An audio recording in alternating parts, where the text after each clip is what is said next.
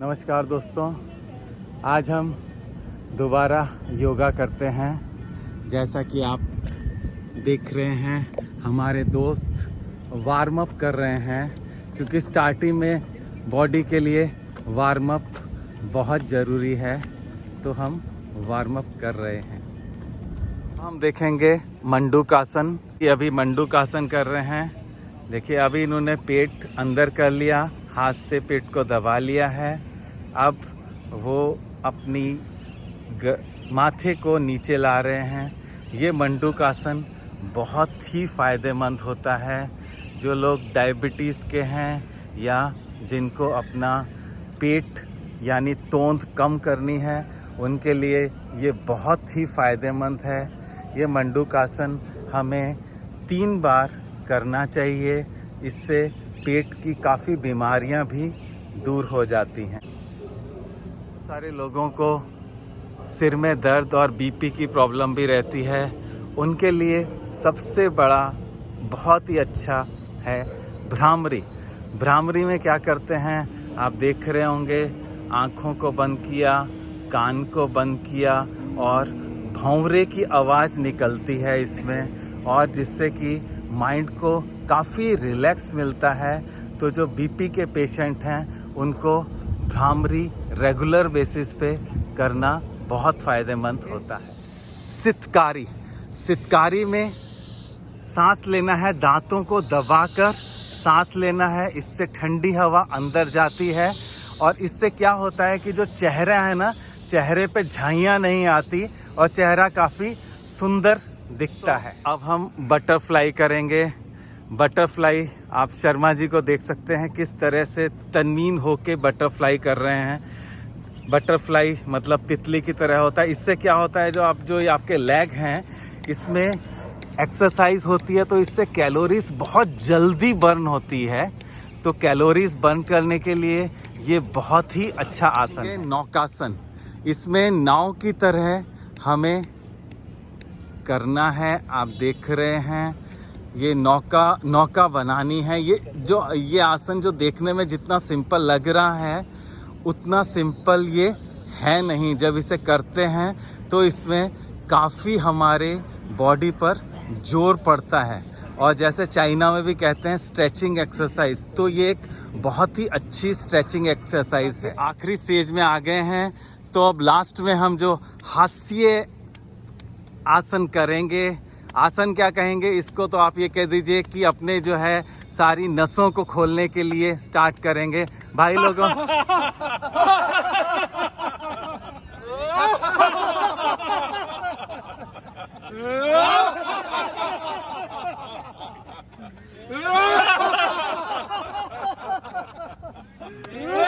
सर्वांगासन करेंगे।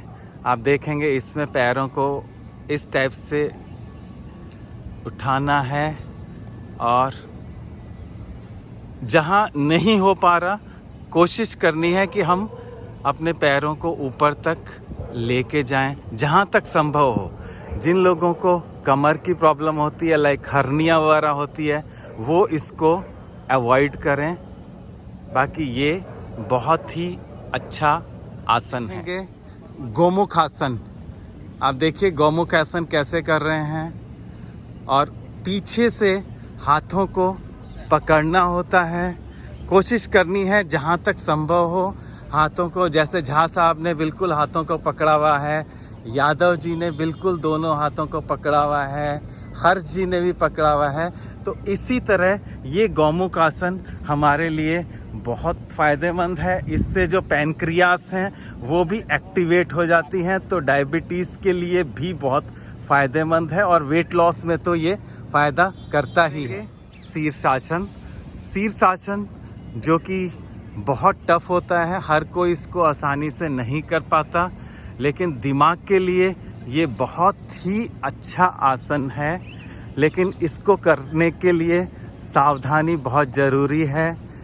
बॉडी पे ज़्यादा स्ट्रेस नहीं होना चाहिए, और दिमाग इससे काफ़ी बढ़ जाता है।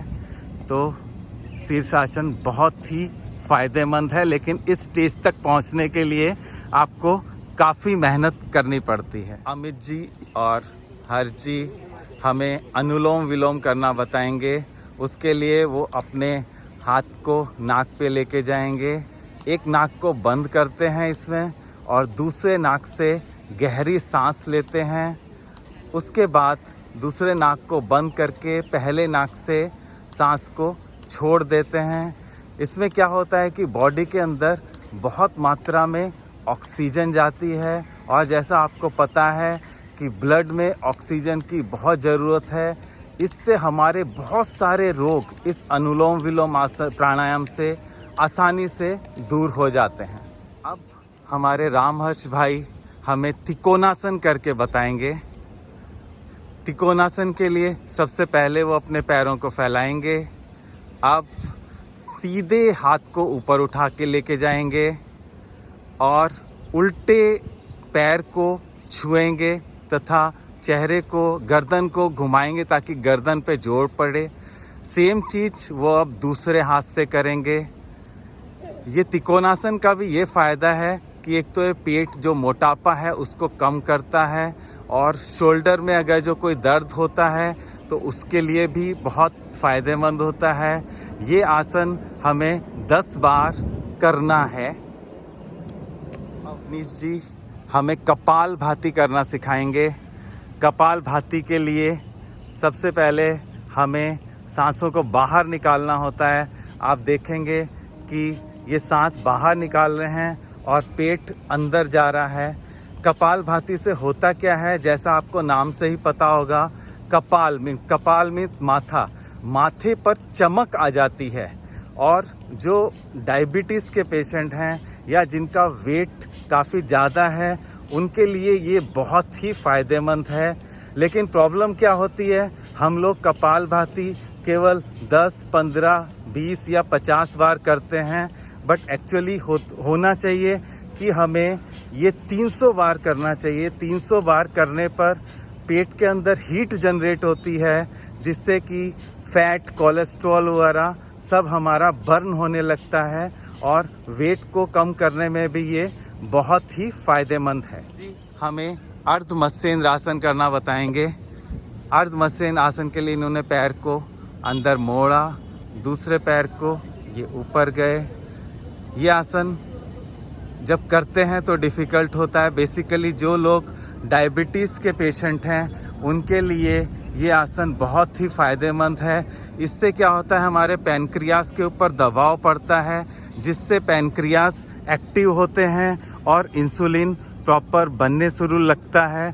तो जो डायबिटीज़ के पेशेंट हैं उनको ये आसन रेगुलरली करना चाहिए। देखिए अब हमारे भाई लोग दोस्त फेशियल कर रहे हैं और ये फेशियल बहुत ही फ़ायदेमंद है। ये इन्होंने एलोवेरा लिया है और उसमें एक पाउडर डाला है जिसका पेटेंट कराने वाले हैं, जिससे कि स्किन पूरी स्क्रब हो जाती है और उसके जो डार्क सर्कल हैं हमारे वो बिल्कुल निकल जाते हैं। जैसे आँखों के नीचे कालापन होता है वो पूरा बाहर हो जाता है। और जो लोग सुंदर हैं जैसे हमारे अवनीश जी, वो और सुंदर हो जाते हैं। उनका जो है चेहरे, गाल ऐसे हो जाते हैं जैसे पूरे रेड हो जाते हैं।